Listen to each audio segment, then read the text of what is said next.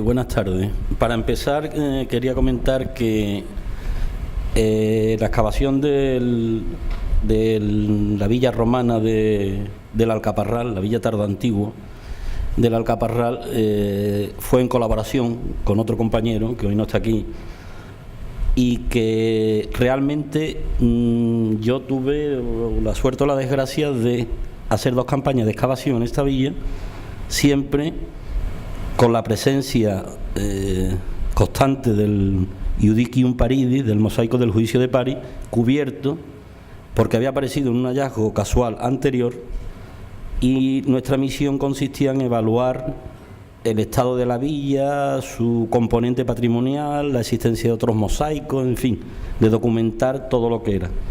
Entonces, las 2 campañas que hicimos aquí, que fueron en el 85 y en el 86, lo recuerdo perfectamente, estuvimos excavando el conjunto de la villa, siempre con el mosaico del Juicio de París cubierto y al lado. Yo no lo llegué a ver hasta que se traslada al Museo Arqueológico, se restaura y se instala, bastantes años después. Hecha esta salvedad, comienzo a hacer mi exposición sobre el Iudicium Paridis de Casariche, que en su momento fue pues un hallazgo bastante importante, dada la temática de la representación musivaria. Era un dato, era una temática hasta ese momento inédita en la península ibérica. Hoy no, hoy contamos con 2 hallazgos más. He tenido que corregir recientemente el texto donde marcaba esa condición inédita de la temática, pero la aparición de estos 2 nuevos hallazgos no le resta ni un ápice de importancia al hallazgo de Casariche, por lo que a partir de ahora comentaré.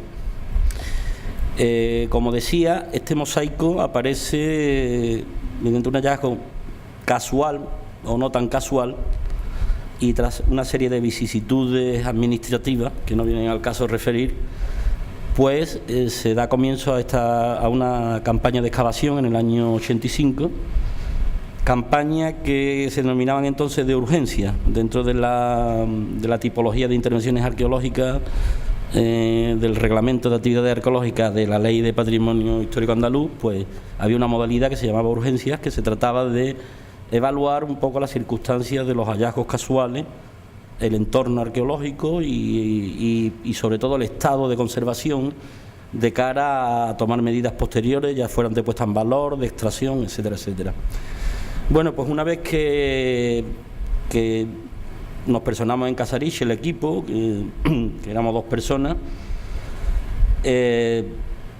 se realizaron estas 2 campañas, se excavó un porcentaje de la vila bastante importante, una vila de época tardía, abandonada en esos momentos, creemos, y posteriormente sistemáticamente expoliada, aparte de reutilizada,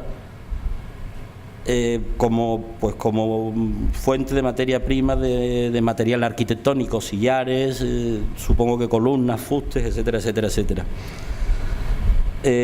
La excavación, que se realizó fundamentalmente sobre lo que se denomina la pars urbana. Columela distingue dentro de las villas romanas en una pars urbana y una pars suburbana. La pars urbana sería la parte doméstica donde vivían los habitantes, los posesores de estas villas tardoantiguas, y la pars suburbana pues sería toda la parte dedicada a servicios, donde estaban todas las dependencias que cuenta una explotación agropecuaria de la entidad de estas explotaciones. Hay que tener en cuenta que estas villas actúan sobre un territorio, un hinterland bastante amplio, y están dotadas de todo tipo de servicios. Incluso en determinados momentos llegan a contar hasta con, o pueden contar hasta con, iglesia y cementerio propio. Ahí vive la familia, viven los siervos, viven los esclavos, y a veces incluso hay hasta pequeños cuerpos de tropa formados por los habitantes que hacen las veces de protección, porque son momentos convulsos, son momentos no tan duros como refleja Idacio en sus crónicas, parece ser, pero sí fueron momentos de bastante alteración de lo que podríamos llamar el orden público, y entonces pues estas villas a veces se dotan a estos pequeños cuerpos de ejército. Esta es la entidad de estas explotaciones agropecuarias que un autor latino que recoge un investigador español, Javier Arce, las denominó que eran urbs in rure, auténticas ciudades en el campo. Entonces la villa del Alcaparral de Casariche, pues dentro de lo que es la pars urbana, estaba dotada de un complejo significativo de mosaicos de distinta temática, de distinta ejecución, en distinto estado de conservación, que hoy se pueden ver en el museo arqueológico de Casariche, salvo uno que, según mis últimas pesquisas, creo que, no sé por qué razón, ha quedado en la villa.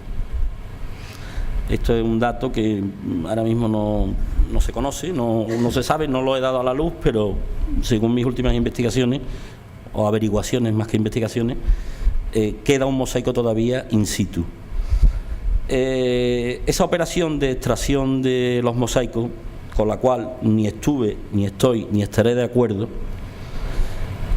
supuso la extracción de esa magnífica pieza, que es el Iudicium Paridis, que dentro del conjunto musivario, del conjunto de mosaico aparecido en el Caparral, es una especie de raya en el agua por su rareza, su singularidad, su ejecución y sobre todo su temática. Es una temática, ya digo, inédita aquí, inédita no en este tipo de representaciones, no en mosaicos, porque hay más mosaicos con representación del juicio de París en otras partes del mundo romano, occidental y oriental. Y el mosaico concretamente es también una raya en el agua porque difiere totalmente del resto de los mosaicos que estaban junto a él. De hecho, incluso su instalación es sobre un mosaico anterior que estaba en la villa, como se detectó cuando apareció. O sea, se vio en el momento de su aparición, en el momento de su extracción o arranque. Yo no he visto que se refleje el dato, pero sí estaba sobre la cama de este mosaico. Se llama cama la parte donde se asienta, el estatumen, donde está el mosaico, estaba sobre otro mosaico, como unos 3 centímetros, elevándose. Es una pieza no de mucho tamaño, 3,5 metros por 3,5 metros, creo, aproximadamente. Y lo primero que llama la atención es su condición de un mosaico cuadro. Un mosaico cuadro, quiero decir, en el sentido de que si se fijan en la diapositiva pueden ver que hasta tiene una representación de una especie de marco. Ven toda la orla, toda esta orla que rodea al mosaico, sería una especie de como un marco que encuadra esta imagen que es una imagen, un flash, es una imagen como tomada en un instante. ¿Y a qué responde esta imagen? La imagen responde a un episodio que está dentro de la mitología, que es el famoso juicio de París, cuya primera referencia la encontramos en una de las obras más antiguas de la literatura universal. Según los entendidos, pues sería la segunda obra tras la Biblia, que es la Ilíada de Homero. En la Ilíada de Homero, el inicio: la cólera canta odiosa del pélida Aquiles. Esa es la primera frase de la Ilíada homérica. Entonces hace una referencia al pélida Aquiles, o sea, a Aquiles, el hijo de Peleo. Cuando Peleo, que es un mortal, por eso su hijo es un héroe, casa con Tetis, con la diosa Tetis, a la boda se presenta la diosa Discordia, que no había sido invitada, y arroja en la mesa donde están todas partes de los dioses, de las diosas, perdón, arroja una manzana de oro con una leyenda que reza Calistis, para las más bellas. Esto hace que se entre en un conflicto y las diosas tres diosas en concreto que pelean por la posesión de esta manzana de oro, que parece ser, también según la tradición mitológica, que viene o procede de los jardines, es una manzana tomada de los jardines de Hespérides, de las Hespérides. Como no encuentran solución a su conflicto, se dirigen al padre de los dioses y este llama a otro dios para que sometan la cuestión al juicio de un pastor frigio que habita en el monte Ida, Paris o Alessandros, el cual, famoso por su sabiduría, por su buen criterio, recibe al mensajero de los dioses, a Hermes, y el encargo de decidir quién merece este regalo, este obsequio, producto del enfado de la diosa Discordia, su propio nombre, y que había creado ese conflicto interno dentro del Partenón. Entonces, bueno, supongo que muchos de estos datos ustedes los conocerán, estoy abundando en ellos un poco para hilar la narración. Entonces el mosaico refleja justo este momento que, a pesar de hundir su raíz en la más antigua tradición mitológica, no aparece en ningún otro momento reflejado en la Ilíada. Las únicas referencias son estas del inicio, de las primeras frases, de la cólera de Aquiles, del peli de Aquiles, y en otro momento que también se habla de el perjuicio, son 4 en el canto 24, son 4 líneas, del perjuicio que había causado a Troya,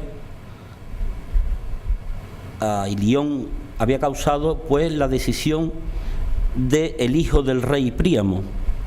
Esto entronca con otra narración mitológica, que es que la mujer de Príamo tiene un sueño que, estando embarazada, que porta en su seno, porta una antorcha. Lo somete también al concurso, al criterio de los adivinos de la corte, y ellos resuelven con que la simiente que está en el vientre de la mujer de Príamo será la causa de la destrucción de las altas torres de Troya, de Ilión, la causa de su destrucción definitiva. Príamo, asustado ante tal noticia, hace desaparecer a su primogénito una vez que nace. Bueno, no era su primogénito, era uno de sus hijos, Paris, pero no lo crían unos pastores y él se convierte en pastor. Y ahí es cuando sucede el encuentro con estos dioses, y es donde se unen todas las tradiciones para darnos este momento que se convirtió en la antigüedad en una especie de referente sobre una serie de metáforas. La metáfora del buen juicio fue usado por los neoplatónicos, en fin, fue una situación o una escena o un pasaje que gozó de bastante predicamento en la antigüedad, ya digo, como metáfora y como representación artística en distintos soportes, no solamente en mosaicos. Aparece en pintura, aparece en representaciones en metal, aparece en cerámica, también pintado, etcétera, etcétera, etcétera.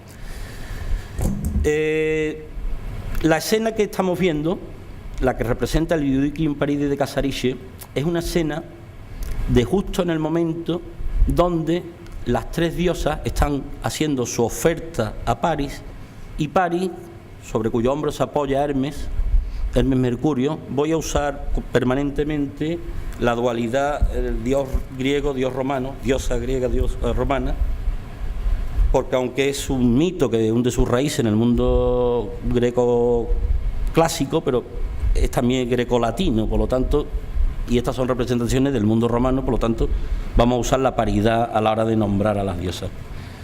Entonces aquí es el momento justo en donde las tres diosas se presentan ante Paris, que está sentado en estas rocas que representan el monte Ida, donde él pastorea y en donde Hermes Mercurio le ha entregado la manzana de oro que porta en la mano derecha, y que está en el aire ofreciéndola ante las tres diosas, que por orden, desde izquierda a derecha, en primer lugar tendríamos a Minerva Atenea.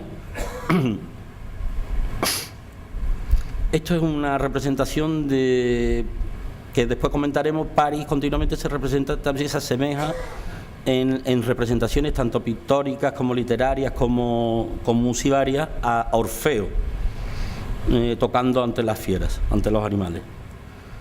Decía, la primera de las diosas, Atenea Minerva, aparece nimbada, ese círculo que le rodea la cabeza, porta cimera, casco con cimera, va vestida con una túnica, sobre la túnica tiene un manto que se enrolla en la cintura y que porta en la mano izquierda, sujeta con la mano izquierda, calza campagui, una especie de botines que se denominan campagui, y en el pecho hay una representación de un gorgonello, una gorgona con las alas, no se distingue en la imagen, pequeña, y también en su mano derecha porta una lanza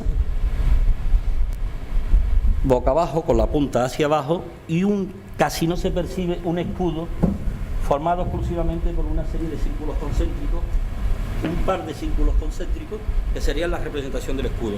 Estos son los atributos de la diosa guerrera, pero hay que llamar la atención sobre dos cuestiones. Primero, hace una señal con la mano con su brazo derecho hacia el hombro, más o menos dirigida, y en la otra mano, que porta la lanza, si nos fijamos, la lanza está boca abajo. Esto se denomina en arqueología francesa, los franceses le han dado un nombre, hasta renversé, y es la típica actitud del atributo militar, pero el atributo militar no en acción ofensiva o agresiva, sino en acción. A mí me recuerda, y el doctor Miguel Cruz me dará la razón, cuando yo era pequeño recuerdo que los días de pasión, de Semana Santa, la Guardia Civil portaba, una vez que había pasado el Jueves Santo, portaba el fusil boca abajo, el cañón hacia afuera. Es una actitud de representación armamentística, lógicamente, pero digamos institucional, no en acción guerrera, no en acción bélica, sino en acción, digamos, eso, institucional, como atributo. Al lado, siguiendo, tenemos a la otra diosa, Juno Hera. También viste una túnica con manto. La túnica tiene una raya que recorre todo el vestido. El manto también sobre un hombro y enrollado en la cintura. El mismo símbolo en la mano. Estos dos dedos, los dedos recogidos, el índice y el anular no. El índice y el corazón, perdón, puestos así. Y en el otro brazo una vara, atributo de la vara de la justicia, que es la representación normal, usual, convencional de Hera. También aparece nimbada con una especie de velo. Aquí el nismo, en vez de ser un círculo, es una especie de velo. Quería comentar que, a pesar de que alguna autora francesa a la hora de valorar el mosaico ha dicho que está casi completamente hecho por teselas de pasta vítrea, eso no es verdad. La composición del mosaico, sus teselas, lo decía en la primera de las imágenes, hay cerámica, piedra, cerámica de mesa, cerámica común, o sea, las teselas están ejecutadas en multitud de materiales y tan solo los colores verde y azul se usan pasta vítrea, y el azul en algunos casos no es pasta vítrea sino piedra también. De todas maneras, digamos que la riqueza en la ejecución de los materiales es portentosa. La paleta de colores a la hora de mezclar las teselas, logrando ese efecto en las vestimentas y en los atributos que estamos viendo, ¿no? O sea, es un mosaico polícromo, vivo, lleno de colorido y lleno de elementos bastante singulares. Yo estoy haciendo un poco la descripción algo más rápida de lo que lo suelo hacer para que no sea esto agotador. Supongo que detrás de una y otra conferencia pues acabamos agotándose uno. Y pasamos a la tercera diosa, Venus Afrodita. También aparece nimbada con ese círculo, pero coronada, una corona realizada con unas teselas amarillentas, casi imitando como si fuera una corona de oro. En este caso lleva una túnica que despliega. Las túnicas anteriores se denominan stoa, una determinación griega. Sin embargo, esto es un imetion, es otro tipo de túnica, va agarrada como a los muslos y lleva, al final se desarrolla mediante una especie de volante. A diferencia de los otros personajes que calzan campagui, Venus Afrodita calza una sandalia de estas que va a la travesera al lado del dedo, y no hace ninguna alusión con la postura que hablábamos antes de los dos dedos, sino que despliega su túnica, abre su túnica, igual que las otras diosas decían que sus atributos eran la guerra, el poder militar, que es lo que le ofrece a Paris, señor del mundo, guerrero.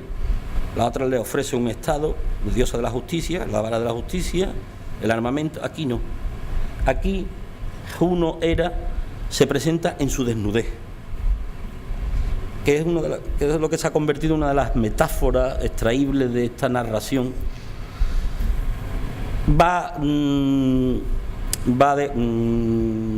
Es ornada con una especie de colgante que parece cruciforme, ejecutado en oro, pero intentar identificar la naturaleza de las joyas en las representaciones musivarias es muy complicado y suele llevar a nada, porque hay que tener en cuenta que no es pintura, son pequeños cubos de 1 centímetro de lado, y entonces configuró una joya. Pues entonces hay muchos autores que insisten en intentar identificar con paralelos claros y concretos, o sea, con joyas que han aparecido en contextos arqueológicos como tales joyas, estas que aparecen en las representaciones musivarias, y yo siempre digo que eso es un poco, pero bueno, te da una idea por el tipo de joya a qué época puede pertenecer. Porque claro, estamos viendo una representación que pertenece a la mitología clásica, pero cuyos personajes están vestidos a la manera de un momento concreto y determinado.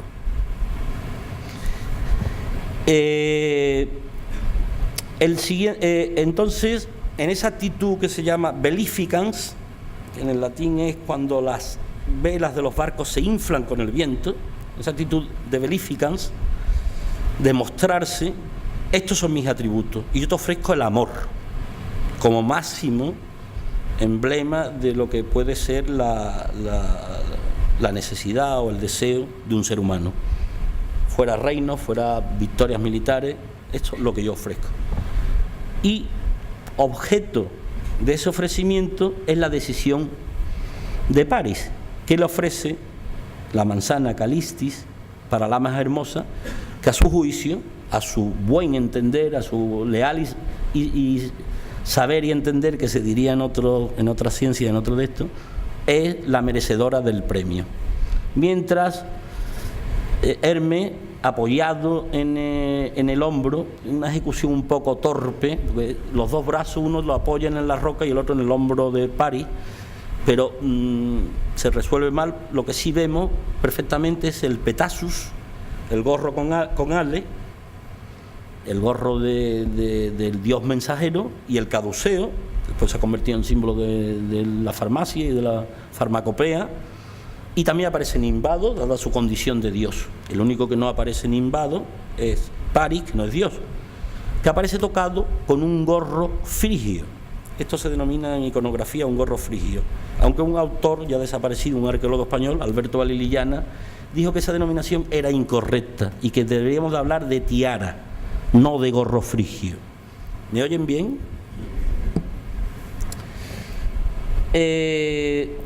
Aparece vestido con túnica pero con pantalones. Y también calza campagui. Las túnicas están recorridas, los pantalones, los calzones, pantalones, aparecen con unas bandas que recorren longitudinalmente las extremidades y que, inferiores, sin embargo las superiores se convierten como una especie de brazaletes en los brazos. Lleva manto con clámide, con este imperdible que coge el manto aquí, lo sujeta en el hombro, porta la vara de pastor, se sienta sobre el monte Ida, que es su hábitat natural, digamos, donde apacenta sus rebaños. Y hay una serie aquí de referencias que no deben de escaparse a un observador riguroso de la representación. Por ejemplo, la postura, la actitud. Antes mostré una escena de Orfeo. Orfeo se representa siempre como un personaje casi real. Real no me refiero a realidad, sino real a un regia, personaje regio, un rey. Entonces la actitud de Pari, sedente, con su atributo de pastor en la mano, la manzana de oro de las Hespérides en la otra, es una actitud principesca. Y en otras representaciones de Pari, hacía señas, y de Orfeo, ha sido señalado por autores de tanta enjundia como don Antonio Blanco Frijeiro, que fue catedrático de Arqueología de Sevilla y conservador de escultura del Museo del Prado, ya fallecido, y gran conocedor de la musivaria hispana y de la musivaria romana, de los mosaicos. Y entonces, hablando del Orfeo de Zaragoza, habla de una actitud regia, principesca. O sea, Pari aparece como sentado en un trono, asesorado por un consiglieri, que en este caso es un dios, Hermes.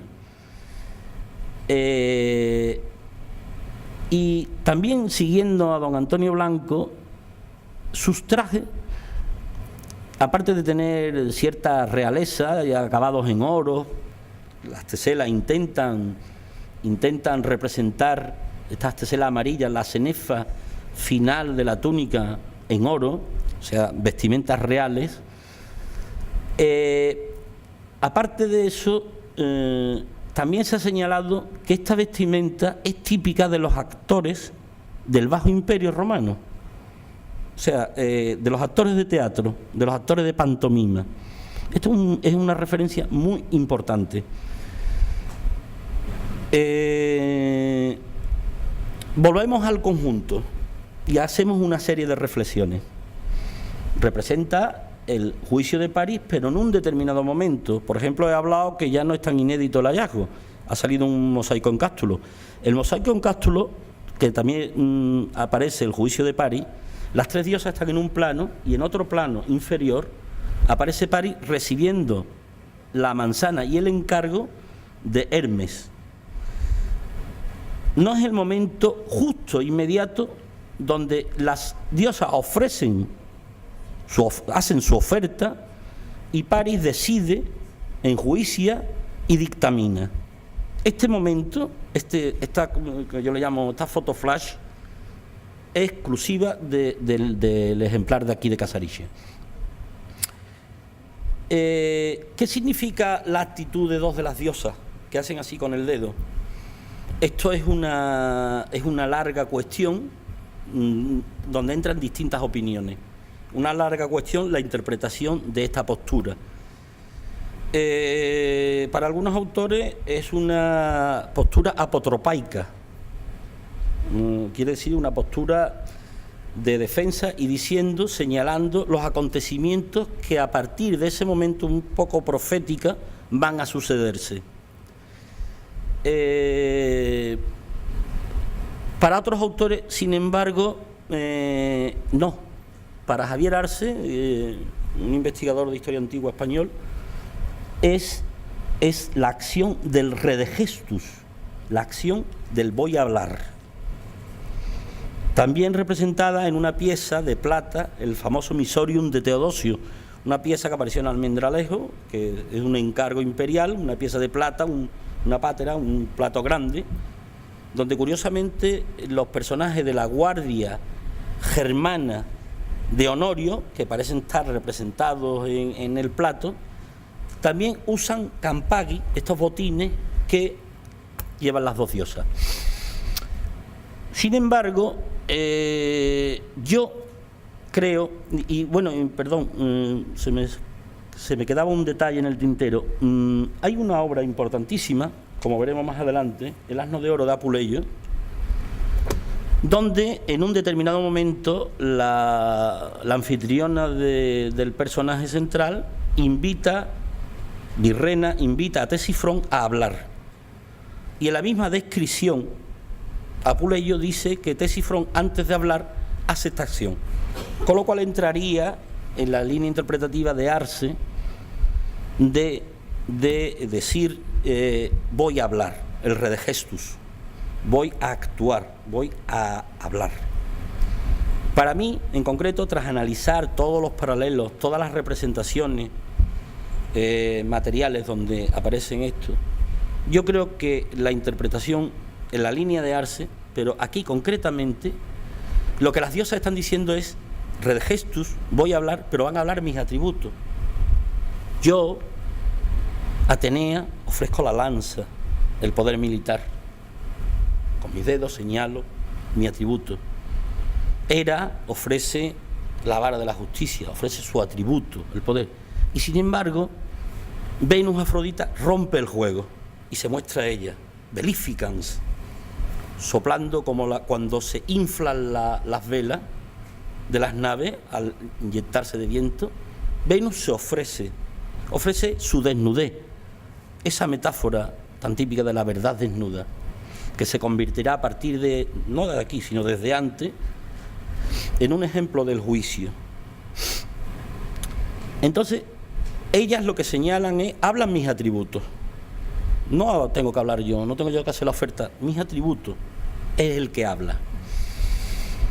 Y Venus no tiene que hablar, no tiene que mostrar sus atributos señalándolos, sino simplemente los muestra directamente. Y por eso Paris obtiene a la mujer más bella del planeta entonces conocido, a Helena de Troya, a la que sería posteriormente Helena de Troya. Entonces esta escena, que es un cuadro totalmente, yo lo entiendo así, un cuadro casi fotográfico del momento concreto, ¿de dónde sale? Con esta precisión, con esta armonía, con esta compensación y no voy a hablar de todas las técnicas de perspectiva que cambian, que se usan y eso, porque nos dilataríamos en exceso. Pues bien, esta escena viene concretamente de aquí. Cuando el personaje de Apuleyo, convertido en asno, llega al mismo de Corinto, hay una descripción. Yo pensaba en el camino que mi antiguo compañero de armas, el doctor Cruz, leyera un poco, pero bueno, para hacerlo más breve, remito a la fuente, está aquí escrito, y la descripción cuadra perfectamente con la escena que estamos viendo. O sea, que de alguna manera esta imagen está tomada de la literatura. La literatura que refleja la representación teatral de un mito que está dentro del ciclo homérico, pero que no está en Homero. El ciclo aparecen breves referencias en Homero, 2 ya las hemos visto, y sí en los poemas homéricos, que no son de Homero, atribuidos a él, pero que no son de él, en una serie de autores, pero el juicio de París como tal, precedente de todo lo que es la Ilíada, la cólera del Pélida Aquiles, o sea, esto está refiriéndose a un suceso acaecido en la boda del padre de Aquiles, no aparece en pintura, pero fundamentalmente es en un desarrollo teatral que se vierte en la literatura y que a partir de ahí va a retroalimentar a otras manifestaciones artísticas como la metalistería, la musivaria, la pintura, porque si nos fijamos en la representación de las rocas, del monte Ida, casi perfecta, que en la descripción del asno de oro también hace una descripción de cómo es el monte Ida, y es similar, casi idéntico a lo que aquí está representado, es esta representación del monte, es idéntica a lo que se representa en el denominado sacroidílico, un estilo artístico reflejado en pintura, como por ejemplo en la Ilíada ambrosiana, que está en el Museo de Milán. Allí perfectamente se ven representaciones de rocas, de paisajes, el paisajismo del momento se nutre de esta descripción y las representa. Y el mosaico se nutre de esas manifestaciones literarias y teatrales y de la pintura, de estas pinturas que van a través de las obras clásicas y que hoy, por el tipo de soportes, pues apenas se conservan, la Ilíada ambrosiana y algunos ejemplares más, pero poco, y además en fragmentos. Bien, entonces, esto es así, pero no es tan así como para llegar a afirmar, como se ha afirmado, que el posesor de la villa era una persona tan aficionada al teatro que se había encargado un mosaico donde se representaba la obra que era de su preferencia. Yo creo que eso es una interpretación excesiva, puesto que, siguiendo a autores españoles, no necesariamente las representaciones en los mosaicos deben de representar el gusto de los que lo encargan, ni tampoco es un índice de la cultura. O sea, no indican tampoco que este posesor fuera un gran amante de los clásicos de su época, de Homero o de los poemas homéricos, ni que tampoco fuera, como se ha dicho en otra serie de ocasiones, en un momento donde el cristianismo está empujando y está obligando un poco, está dictando cómo han de ser las representaciones, una huida al paganismo dentro de la apostasía julianea, dentro de la vuelta al mundo pagano. Entonces, Arce, este autor que he citado antes, dice que los mosaicos en esta época eran encargos, lo ejecutaban talleres itinerantes, no era una profesión merecedora de elogios, era una profesión un poco ínfima en la escala laboral del mundo romano y tardo antiguo. Es una profesión más allá del proletariado, digamos, es una profesión mal pagada, son talleres itinerantes que a veces se nutren de los materiales en la zona donde están haciendo el encargo, y ellos deberían de portar unos cartones con representaciones que son las que reproducen en esos mosaicos que hacen por encargo. El gusto, la panoplia de temas en el momento tardo antiguo es prosaica de alguna manera. Escenas circenses, en un momento donde están desapareciendo los juegos de circo, escenas normales, usuales, cotidianas de lo que es el ciclo del campo, del agro, o sea, la siembra, la recolección, escenas de cacería, veraciones. O sea, es una temática, y por ahí se escapan algunas representaciones clásicas del ciclo mitológico que pueden estar tomadas o prestadas, como en este caso, según mi opinión, de los denominados ludi scenici, los juegos teatrales, las pantomimas, porque realmente lo que describe Apuleyo en el mismo de Corintios es la representación de una pantomima, con una tramoya teatral, con un escenario donde creo que un ángel desciende de sujeto por una especie de cuerda desde, o sea, tienen en aquella época había también una tramoya teatral interesante. Bien, esto nos deja un poco y bien, bueno, hemos llegado a un momento en el que tenemos un mosaico en una villa diferente al conjunto de los mosaicos, encima de otro. ¿En qué momento de la villa de esta vila se ha ejecutado este mosaico? ¿Quién lo ha encargado? ¿Por qué? ¿Por qué ha escogido este tema? ¿O se lo han dado ya como una elección otorgada? O sea, ¿Por qué? Pero en definitiva subyace una pregunta: ¿esta afinidad electiva a qué obedece? Según mis investigaciones, yo tengo cada vez la certeza más grande de que esto es un emblema, o sea, esto es una cosa encargada y traída y montada, no ejecutada en el sitio. Curiosamente, en algunos elementos, en los suelos y aquí tal y cual,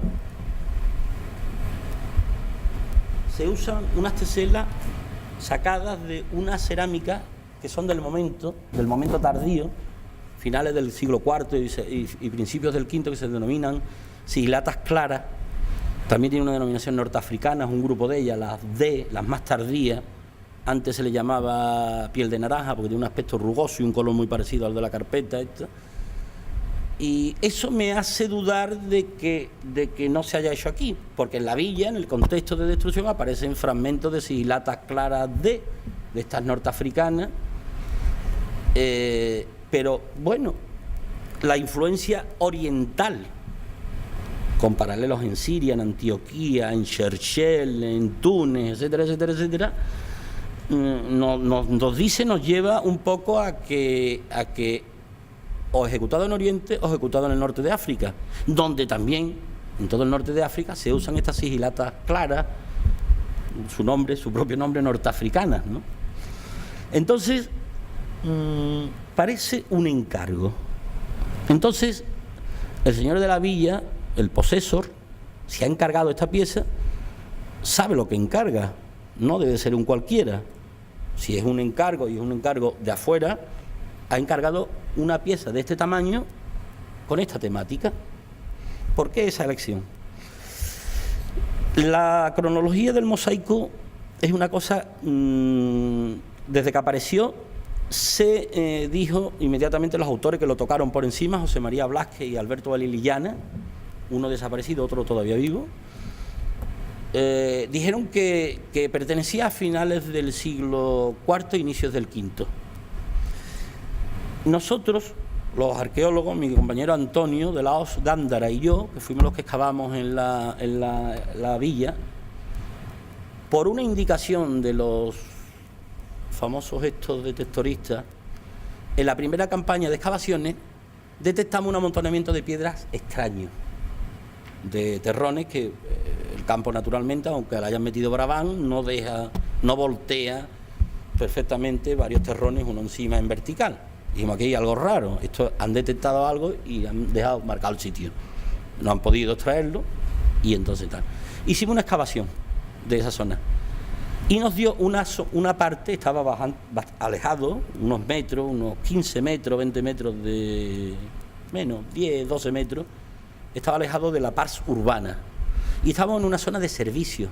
Parece ser que era la parte del taller de forja, tendrían un taller de forja en esa, lo que hablaba antes, en este Urs in Ruhr, en esta parte suburbana llena de dispositivos para el mantenimiento de estas unidades autogestionadas que son las vilas.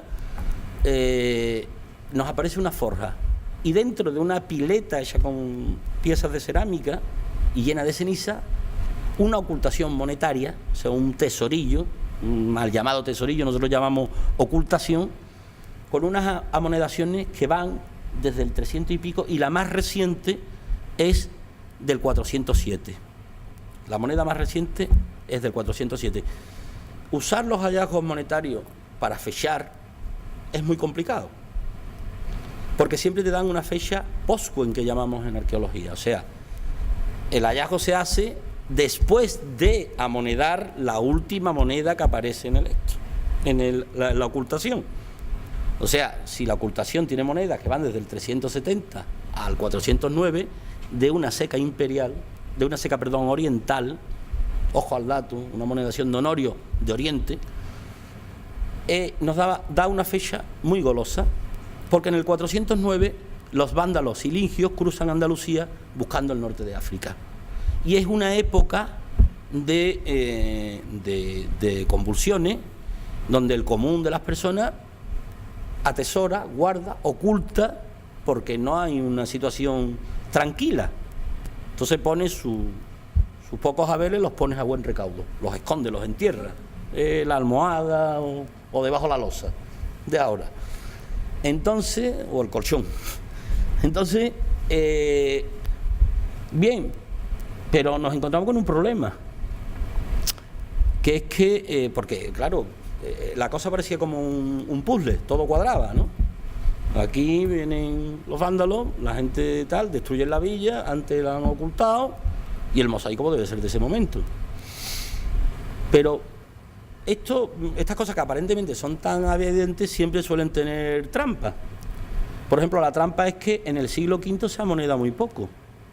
Durante, prácticamente, perdón, el V, sí, desde el 400 hasta el 499 se usan amonedaciones del cuarto, o sea, del 300. Es una época que se amoneda muy poco y no se amoneda en España. Entonces esto ya, y después conflictos, sí, los vándalos silingios pasan por Andalucía en el 409 buscando el norte de África, buscando el imperio del trigo que denominó Fosier, el control del trigo africano. Pero Sevilla es asolada, Sevilla y su hinterland, su campo, es asolado hasta 7 veces. Vándalos, visigodos contra vándalos, visigodos contra romanos, etcétera, etcétera, etcétera. Hasta 7 veces. Hispalí es saqueada en 2 ocasiones. Hasta el 430 y tanto, creo que es la última vez que se ataca Hispalí. Entonces, ya tanta unanimidad, tanta determinación, se escapa un poco. Bien, otra cosa, una asociación, moneda, ocultación, abandono de la vila, parece muy redonda, pero también hay que ponerle sus dudas. ¿Por qué se abandona la vila en este momento? No lo sabemos. El nivel de destrucción se solapaba con el nivel de desmantelamiento, porque estas villas se convierten en fuente de aprovisionamiento de materia prima, como dije antes.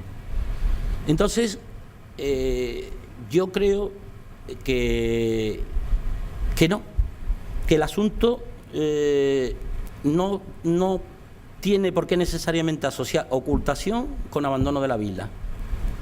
La vila, yo creo que no es abandonada en el momento de la ocultación monetal, y la ocultación monetal no tiene por qué ser del 409, puede ser de mediados del V o incluso de finales. La podemos llevar hasta un 470, un 470 y tanto. El resto de la vila estaba, aparte de desmantelado, reusado en algún momento. Por ejemplo, debajo del mosaico central, que se puede ver, que está roto, que se puede ver en el museo, se había hecho un pozo de desagüe. Lo que antes había sido un depósito, el típico impluvium que está en el centro de una vila. Pero se había invertido. De recepción de agua se había invertido porque todas estas vilas están ligeramente aterrazadas, o sea, tienen un descenso, se sitúan en ladera y van descendiendo muy poco, muy suavemente, mediante ángulos de 90 grados, de escasos centímetros, pero se aterrazan así y se acoplan perfectamente para evitar exactamente y dirigir a las escorrentías.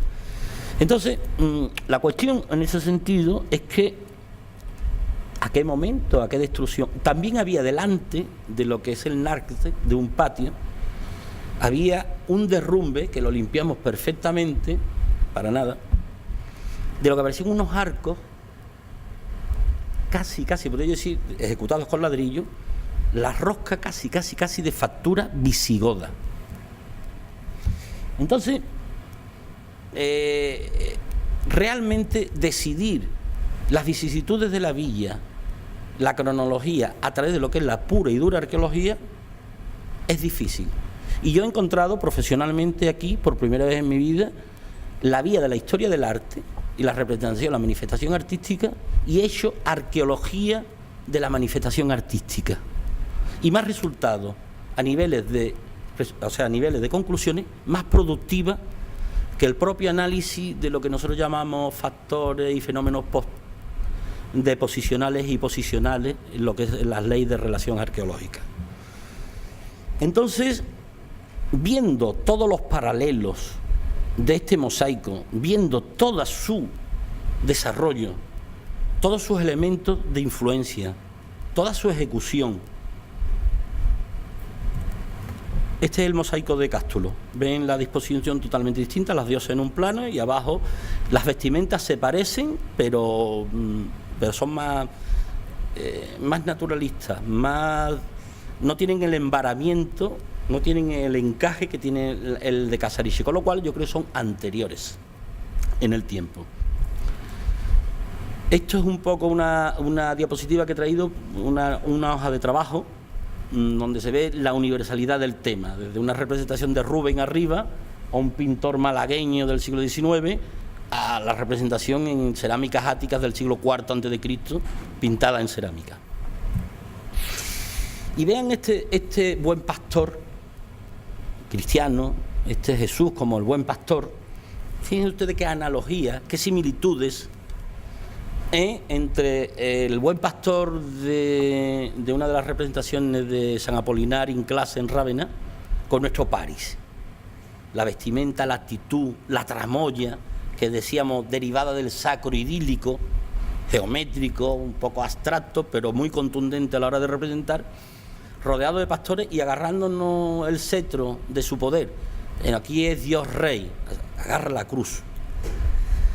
Todas las representaciones de Rávena, tanto San Apolinar en clase, San Apolinar Nuevo y el otro que no me acuerdo nunca del nombre, tienen multitud de representaciones. Los Reyes Magos, el ofrecimiento de los Reyes Magos, con las típicas túnicas estas de actor del Bajo Imperio, con los gorros frigios o tiaras, etcétera, etcétera, nos llevan a un personaje, a Gala Placidia, a esta madre de emperadores que peleó por el cristianismo y que hizo en Rávena toda una serie de representaciones, y en Roma, el mausoleo de Gala Placidia en Roma, toda una serie de representaciones del arte, de un arte imperial, de un arte real en el sentido monárquico o de emperadores, con bastante intrusión de elementos orientales, producto del exarcado de Rávena, de las relaciones con Bizancio.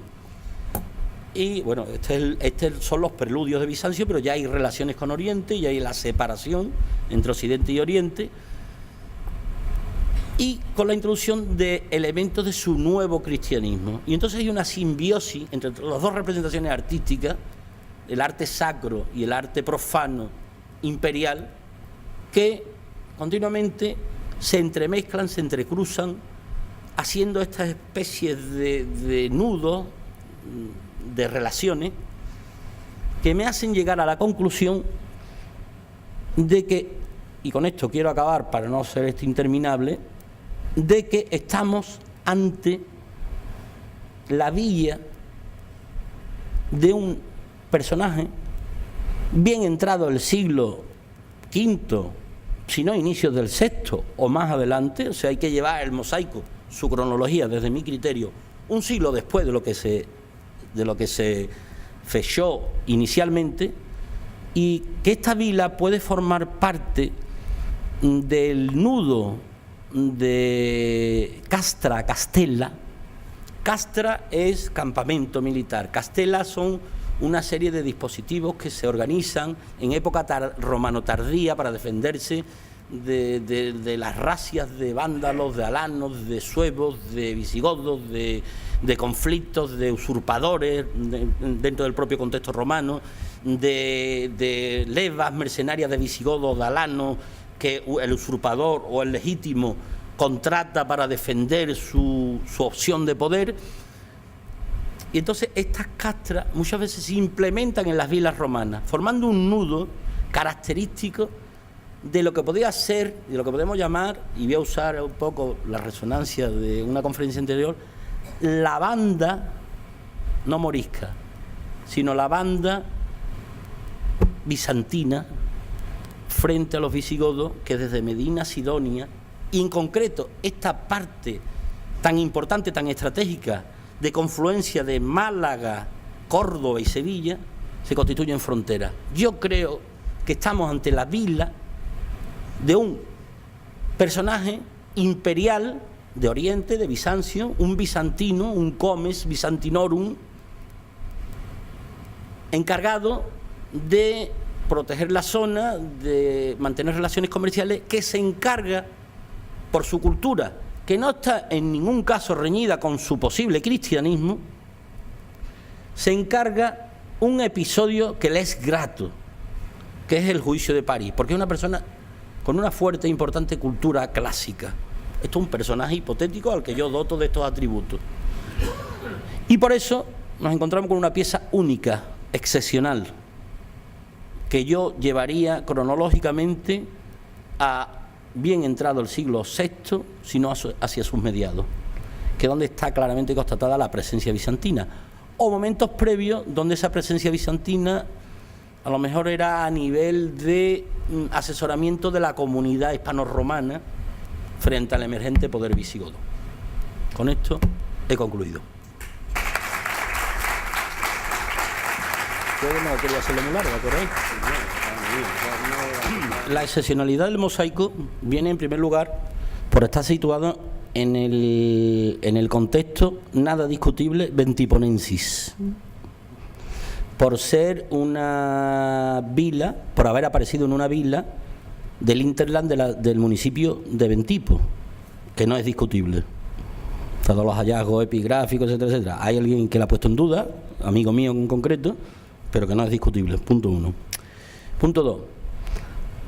Es importante por su excepcionalidad en un contexto nada pobre en mosaico. Recuerdo simplemente de pasada los hallazgos de Lora de Estepa.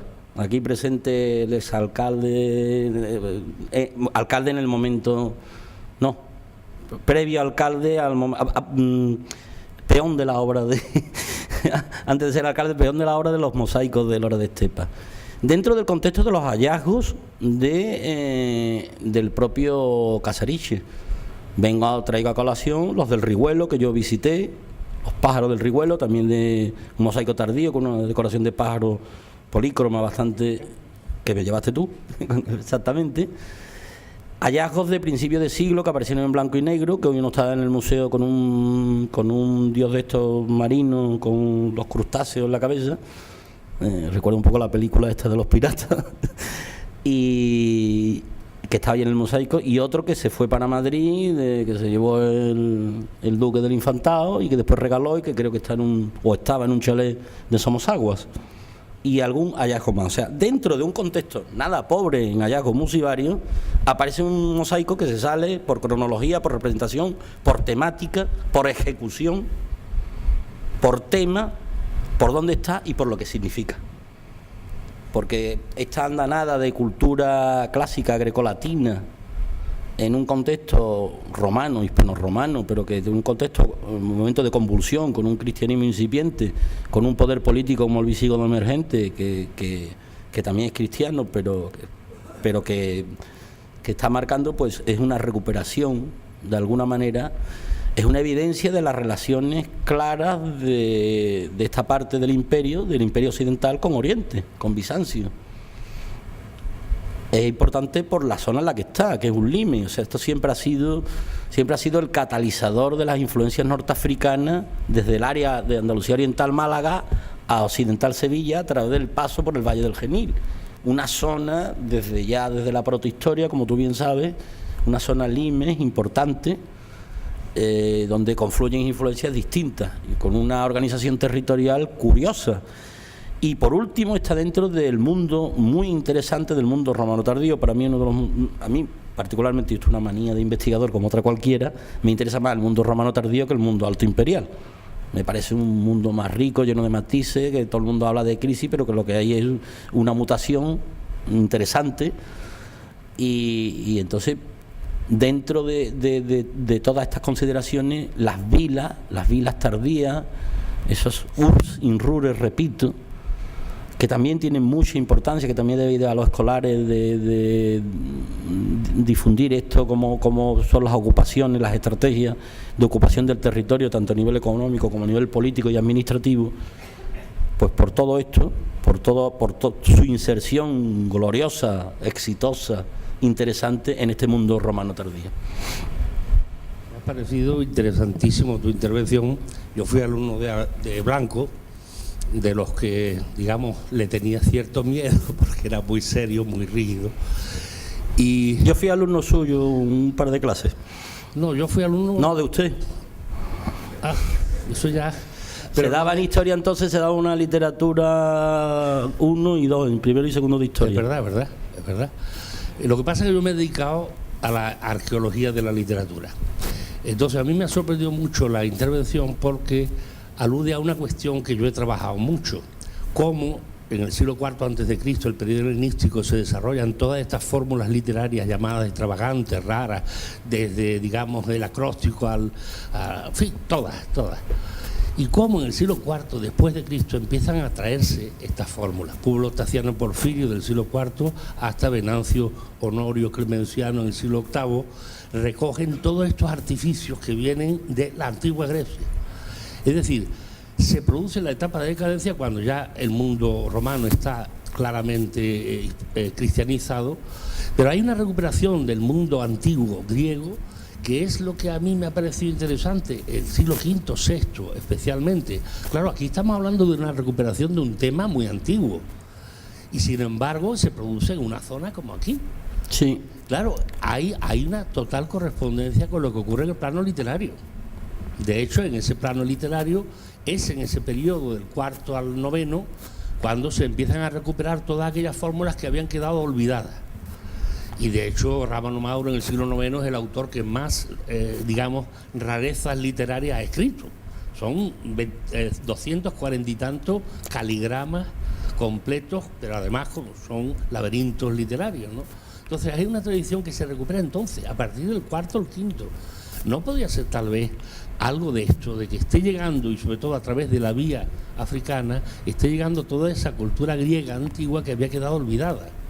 Porque de hecho esto me ha recordado claramente, digamos, la influencia de todo ese material, ¿no? Yo no soy experto, ni experto ni tan siquiera conocedor de la literatura clásica ni grecolatina. Yo hago aproximaciones vía por necesidad del guión del mosaico, ¿no? Yo creo que la cultura clásica siempre estuvo presente aquí, en estas tierras. De todas maneras, la inyección que supone lo que es la restituo imperi de bizantina, sobre todo con Justiniano y Teodora, y también con carácter previo, es lo que remoza de alguna manera toda esta tradición, que por supuesto es antigua. Hay una representación del juicio de París en el Tesoro de los Ifnios, que es del siglo VII antes de Cristo. Está la representación del ciclo homérico en la Domus Aurea de Nerón.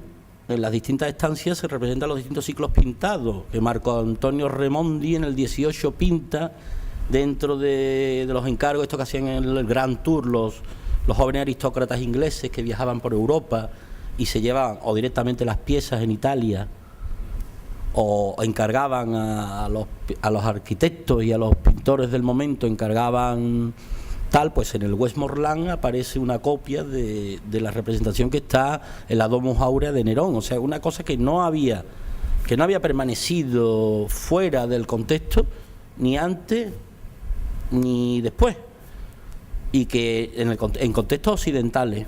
Pero es muy interesante, creo yo, y hay que remarcar cómo de alguna manera que también hay una reivindicación, creo yo, subyacente, de que frente al Gotorum, que significa todas las asoladas de los pueblos estos germánicos que pasan por aquí, al efecto Gotorum, al efecto de los godos,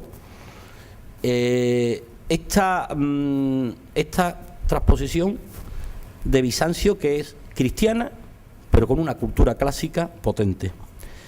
En el norte de África, en Sabrata, en el frontal en el Front Esquene, hay una representación del juicio de París. Eso ha llevado a una persona que he citado varias veces, que no dije el nombre, Janine Lancha, una investigadora francesa de mosaico, a decir que se representaba lo que se ponía. O sea que si aquí tiene un púlpito, hay una representación del juicio de París, pues la representación que se haría en el Teatro de Sabrata sería la del mimo de Apuleyo. Entonces, digamos que usando la metáfora de hasta que no se caiga del cartel, esa representación no se caería nunca. A mí esas identificaciones me parecen excesivas. Pero que por la vía Siria-Antioquía está circulando permanentemente toda esta fuerza que, curiosamente, claro, para Bizancio hay que hacer una transposición mental de lo que es el territorio. El territorio en este momento es el Mediterráneo. Entonces es más difícil llegar desde Hispali a Bizancio terrestre que coger un barco en... Entonces hay que entender que el mundo conocido en ese momento es toda la orla periférica de la costa mediterránea habitada, y que es muy fácil comunicarse por mar entre puntos norteafricanos, orientales. O sea, no la idea que tenemos ahora tan territorial, tan continental. Hay que hacer un vuelco. Entonces, continuamente, por este trasiego mediterráneo, están entrando esa influencia clásica que los visigodos, que han acogido ese cristianismo incipiente, condenan como pagana y la persiguen y la destruyen. Yo he documentado toda la destrucción de necrópolis cristiana o de utilización cristiana de necrópolis romana por parte de los visigodos arrianos. O sea, siempre hay que tener en cuenta que en estos momentos del cristianismo, el cristianismo más que ser perseguido se persigue entre sí. Una cosa que pasa un poco, se obvia, ¿no? Y entonces yo creo que esto es demostrar que el imperio, la restitución que pretende Justiniano es una restitución no pagana, pero sí clásica. Es cristiana, pero a la vez clásica. Y todo ese acervo grecolatino clásico se hace presente, es el vehículo. Por supuesto, la literatura, ya lo dije antes, la Ilíada ambrosiana, son de los pocos elementos de época tardía con representación ilustrada, además, o sea, el texto e ilustraciones que nutren estas representaciones, como ya dije, en esa retroalimentación constante entre metalistería, musivaria, literatura y pintura. Pero yo creo que es eso, que es la carta de presentación del Imperio de Oriente. Y que por supuesto conserva, yo sigo a ese autor francés que más que decadencia, hay un título de Hélène Irene Malraux, francés, que dice decadencia romana o antigüedad tardía. Yo prefiero hablar de antigüedad tardía que de decadencia. De decadencia es un concepto gastado como la oscuridad de la Edad Media, como una serie de tópicos históricos, creo yo que hay que revisar. Y que más que decadencia, lo que sí es verdad es que Oriente está conservando mejor, es por proximidad, por simbiosis, por unión, conserva mejor ese legado clásico que Occidente.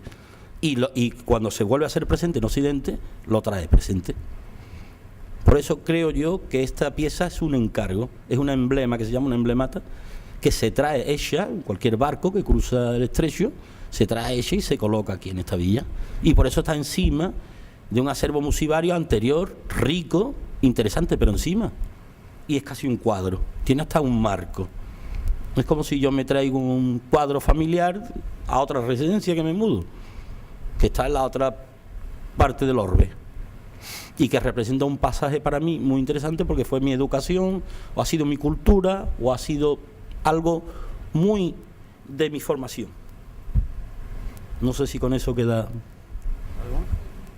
No, más que una pregunta, es una observación sobre un profesor de latín de la Universidad de Sevilla, compañero de allí de la facultad, que dice que está muy cerca saber dónde estaba Ventipo. Él ahora dice que está entre el triángulo Gilena, Aguilar, Casariche.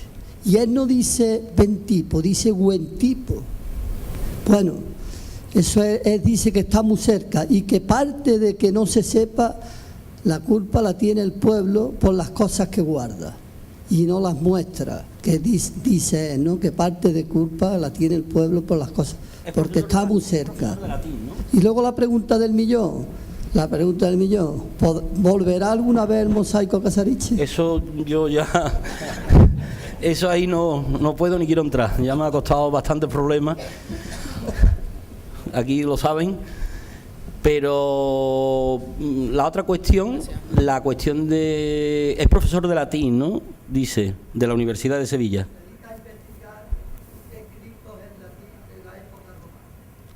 O sea, la epigrafía, los escritos en latín se refiere a fuentes epigráficas. Sí, no, digo que bien, reconocido. Sí, ha llevado el SILA, el Corpus Inscriptiones Latinorum de Andalucía, lo ha llevado él en algunos años, con multitud de errores. Y ha publicado la epigrafía jurídica aparecida en contextos muy irregulares de Sevilla y otras partes. Lo que tengo que decir es que Julián, que conoce perfectamente, mejor que yo, la epigrafía Ventiponensis, debía de saber, o debía de adelantar ya, que Ventipo está en la atalaya de Casarich. Sin discusión. Vamos, todo es discutible, pero yo digo que casi sin discusión, por no decir sin discusión, Ventipo está en la atalaya de Casariche.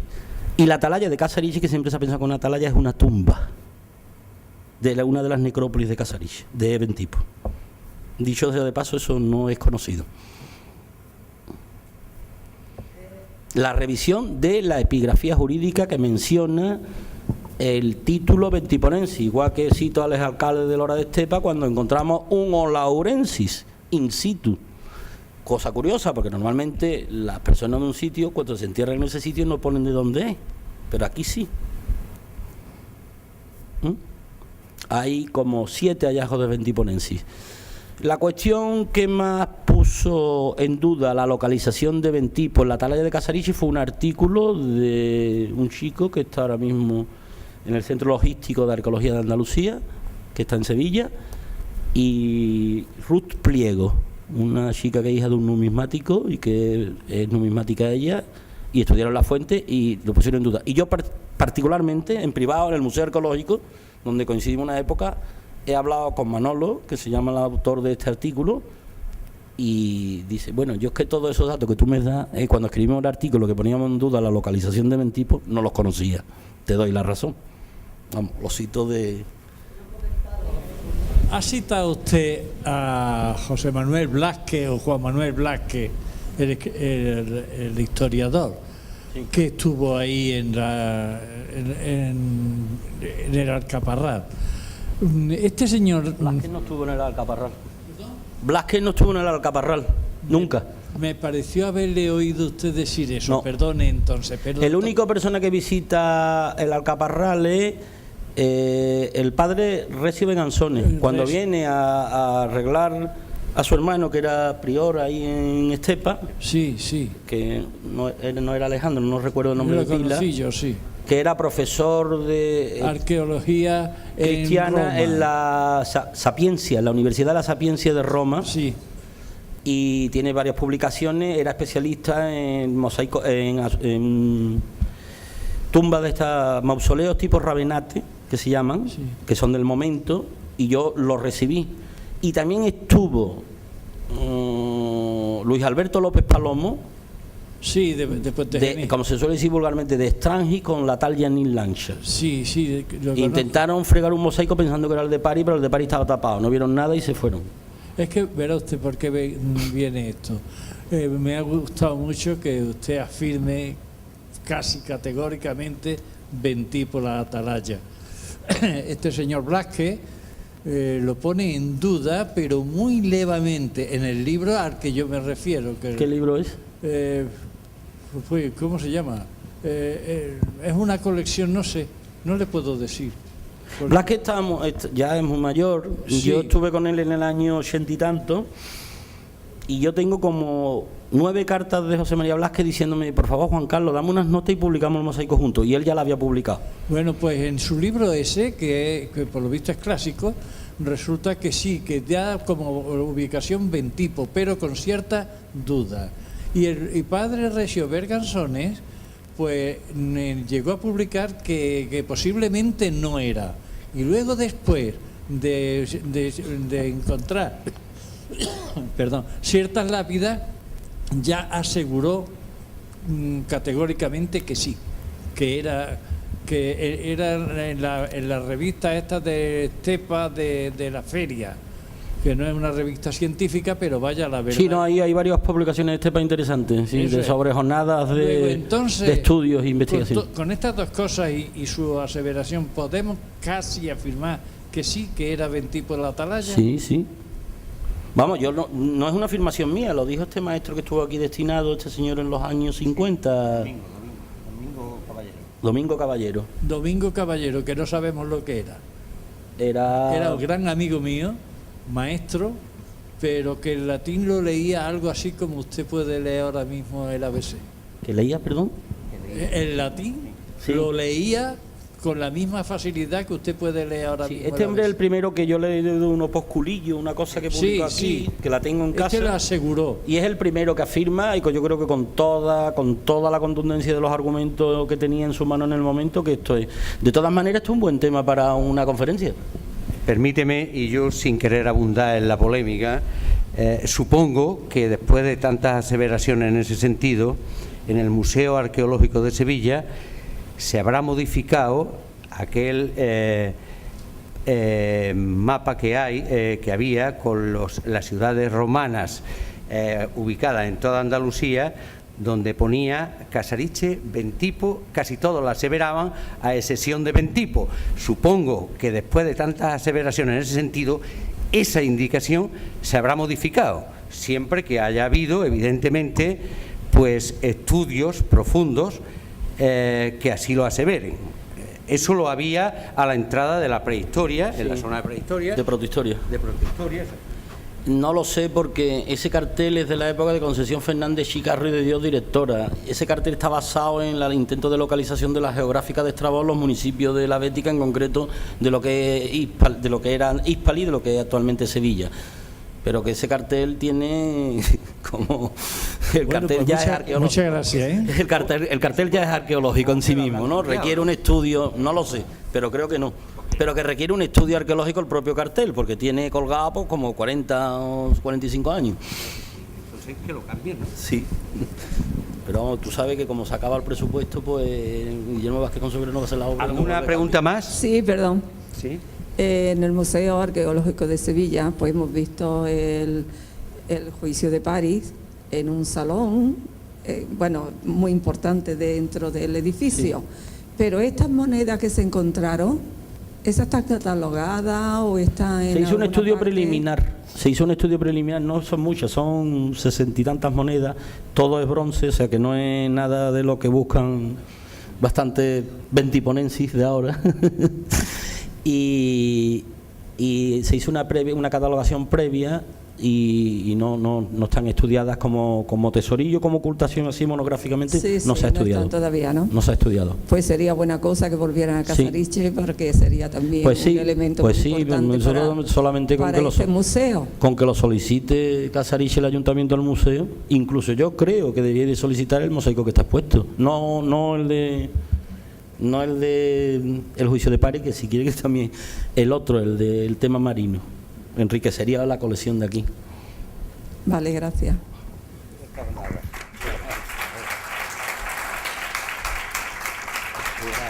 Gracias.